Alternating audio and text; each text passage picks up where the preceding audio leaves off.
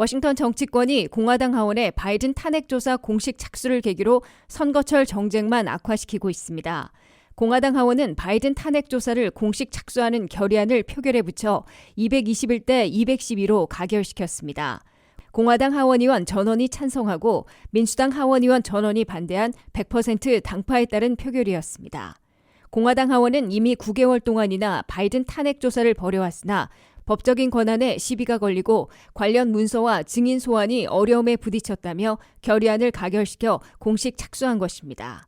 이에 따라 연방하원에서는 공화당의 주도로 정부감독위원회, 법사위원회, 세입위원회별로 바이든 탄핵 조사를 한층 강화하게 됐습니다. 공화당 하원은 특히 대통령 아들 헌터 바이든이 우크라이나와 중국 기업이나 기업인들로부터 100만 달러 이상씩 소득을 올렸는데 아버지인 조 바이든 대통령이 영향을 미쳤을 가능성을 중점 추적하려 시도하고 있습니다.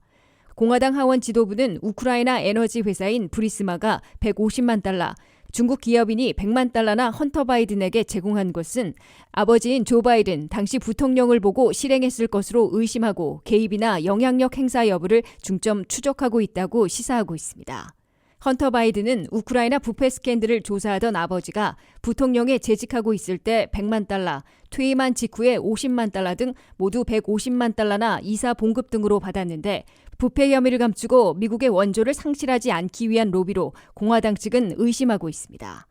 공화당 하원은 바이든 가족의 외국과의 비즈니스와 관련된 문건들과 증인들을 대거 소환해 바이든 대통령의 탄핵 사유를 중점 추적하게 될 것으로 예고하고 있습니다.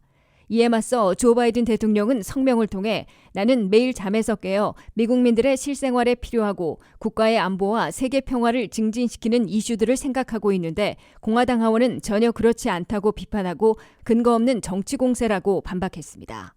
헌터 바이든은 결의안이 채택되는 날에 맞춰 하원 청문회에 소환이 아닌 증인으로 전격 출두했습니다. 헌터 바이든은 자신과 바이든 대통령이 소환에 불응하고 다른 증인들과 문서 제출을 가로막고 있어 공식적인 탄핵 조사가 필요하다는 공화당 하원의 주장을 일축하기 위해 증인으로 자진 출두한 것으로 해석됩니다. 실제로 바이든 대통령이 탄핵될 가능성은 희박하고 선거철에 워싱턴 정치권의 정쟁만 격화될 것으로 예상되고 있습니다. 더욱이 공화당 하원이 수개월간의 탄핵 조사를 마치고 내년에 바이든 하원 탄핵 소추안을 표결에 붙이더라도 공화당 하원의원 2명만 이탈해도 통과되지 못하게 돼 하원 탄핵 가결마저 불투명한 상황입니다.